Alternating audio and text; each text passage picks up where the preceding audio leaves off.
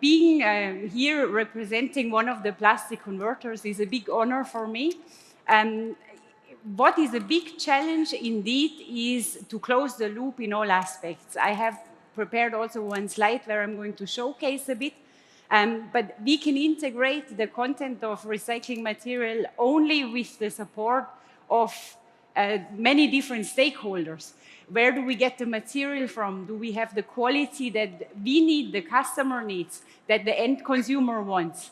Are we complying also with pricing, competitiveness? It's a very big challenge. As we have seen from Carolina from ICIS today, it was clearly visible that the trend in recycling material cost is going up, which increases the gap. And unless, and as we have seen also from the US market, the cost is driven by legislation at the end of the day.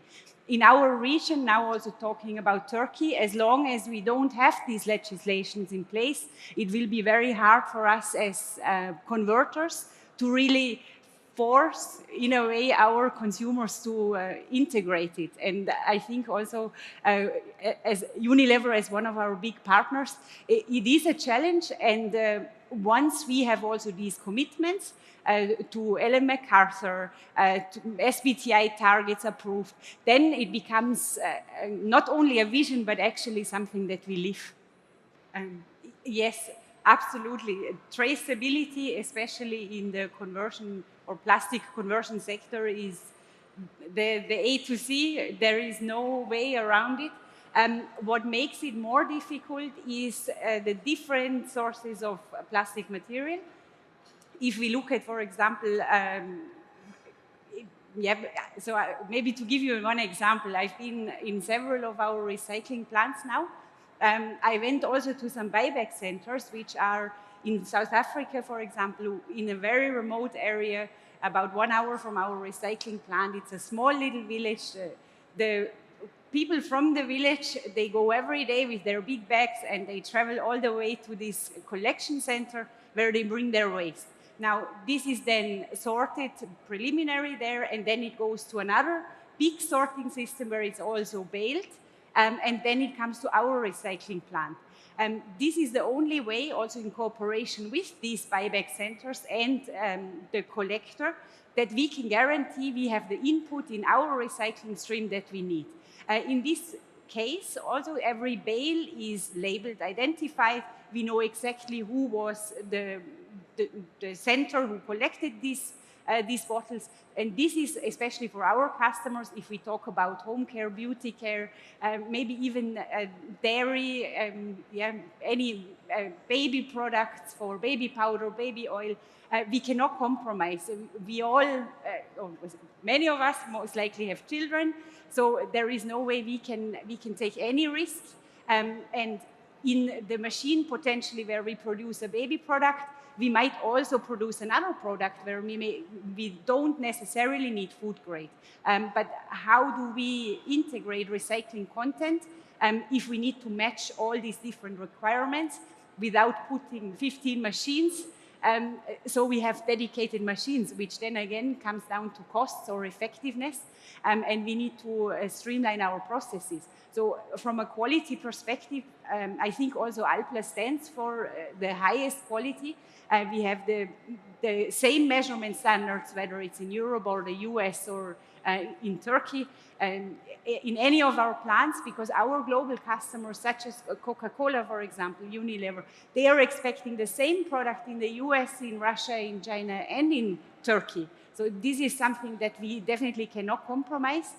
And for this reason, the sources and reliability of the sources is absolutely necessary and mandatory. There is no way. And that's why also from the previous panel discussion, these audits, I'm very happy actually to hear this, because I think it will also make a big difference for us as a converter to know where we get the material from. And in Turkey, for example, we are not able to import recycling material. So we have 5 plants here, but we are not able to import. With the local recyclers and the standards that we need, we can only cover a certain amount or a certain volume, which also makes it challenging for us. So to expand and to increase, maybe to give you one example, we integrate at the moment in PET 13% of recycling material in Turkey. This is, for us, we want to increase, we want to improve. Our global target by 2025 is 25%.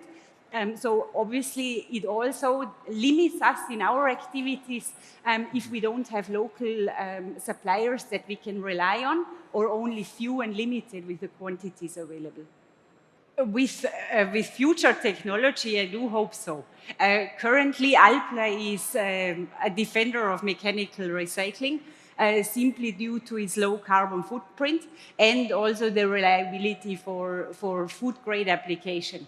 Especially looking at rPET, we have a total capacity globally of around 390,000 metric tons.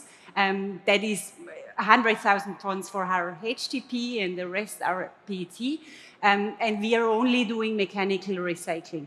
Now, we have limitations, completely correct. We can recycle a certain target material, and then obviously there are materials that are not from the mainstream, that are hard to recycle, that are beyond our capacity in the mechanical recycling industry. Why don't we go there? In most of our plants, I would say maybe 90 to 95% of our plants, we are producing food products.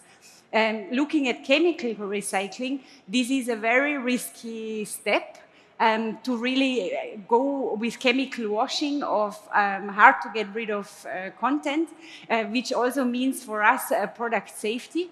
At this point of time, I think the development of the different recycling technologies is not advanced enough that we can really rely and trust in it.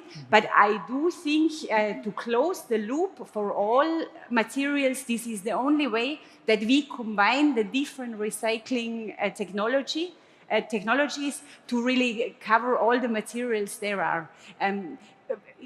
With the mechanical recycling, we are covering a small portion of the things we know.